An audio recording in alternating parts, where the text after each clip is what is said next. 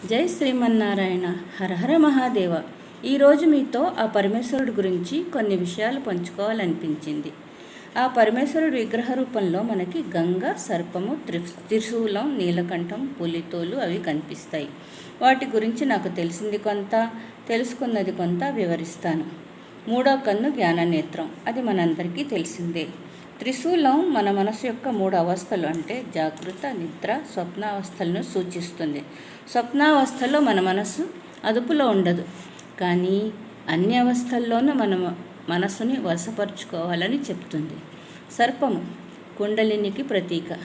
అందరిలో కుండలిని శక్తి ఉంటుంది. అది మూలాధార అంటే టేల్ బోన్ నుంచి సహస్రార అంటే తల వరకు ప్రవహిస్తుంది.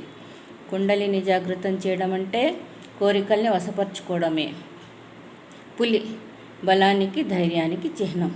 పులితోలు మనలో ఉన్న అంతర్శక్తిని బలపరుచుకోమని చెప్తుంది. గళంలో విషాన్ని నిలుపుకున్న గరళకంఠుడు. విషం అంటే చెడు మింగితే మనకి చెడు చేస్తుంది.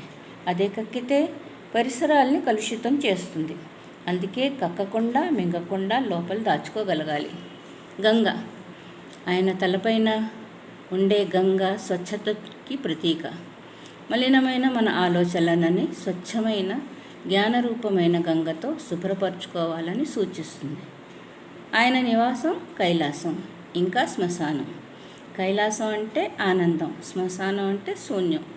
కోరికల్ని శూన్యం చేసుకుంటే మిగిలేది ఆనందమే కదా.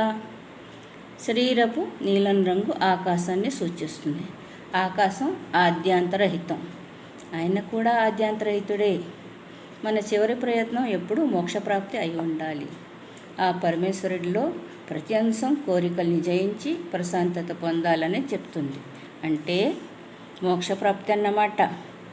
అంతా స్పష్టంగా చెప్పగలిగాను అనుకుంటాను. మళ్ళీ వచ్చి వీడియోలో కలుద్దాం. ఇట్లు మీ పిన్ని.